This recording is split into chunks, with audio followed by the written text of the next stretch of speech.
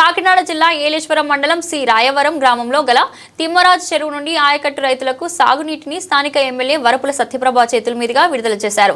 కూటమి నేతల సమక్షంలో గంగమ్మకు పూజలు చేశారు.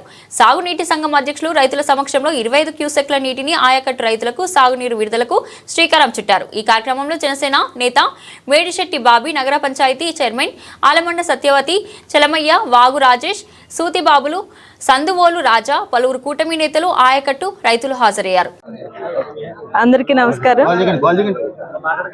మరి ఈరోజు ఏదైతే మన కూటమి ప్రభుత్వం ప్రతి ఎకరాకు నీరు అందించాలనే లక్ష్యంతో పనిచేయడం జరుగుతుంది. రైతాంగాన్ని ఆదుకోవాలి, వారికి అండగా నిలబడాలనే లక్ష్యంతో ఈ సంవత్సర కాలంగా కూడా మన కూటమి ప్రభుత్వం ముందుకు వెళ్తుంది. అందులో భాగంగా ఈరోజు తిమ్మరాజు చెరువులో మనం నీటిని విడుదల చేసే కార్యక్రమాలను చేపట్టడం జరిగింది. ఈ చెరువు ఆయకట్టు సుమారు 5,000 ఎకరాలకి ఆయకట్టు రైతులు ఉన్నారు. దీనికి సంబంధించి ఇప్పుడు ఈరోజు 27 క్యూసెక్ల నీటిని విడుదల చేయడం జరిగింది. రాబోయే కాలంలో దీన్ని 50 వరకు కూడా చేయాలి. దానికి ఎలాగన్నది పురుషోత్తపట్నం నీటి నుంచి ఏలేరు రిజర్వాయర్ నుంచి దీనికి ఎలాగా చేయాలన్నది ఇప్పుడే మనం అధికారులతో కూడా మాట్లాడడం జరిగింది. రాబోయే కాలంలో 50 క్యూసెక్ల వరకు కూడా నీటిని విడుదల చేయడం జరుగుతుంది.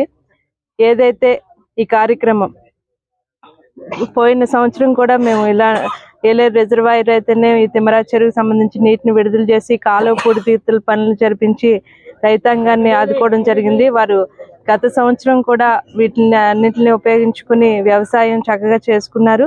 అదేవిధంగా ఈ సంవత్సరం కూడా ప్రతి ఏరియాలోని నీటి వాటర్ బాడీస్ తరఫున ఈ కాలువ పూడితీత పనులు చేయడం జరుగుతుంది. ఈ నీటిని విడుదల చేసిన వెంటనే ప్రతి రైతుకు వారికి అవసరానికి తగ్గట్టుగా ప్రతి ఎకరాకు నీరు అందించడం జరుగుతుంది.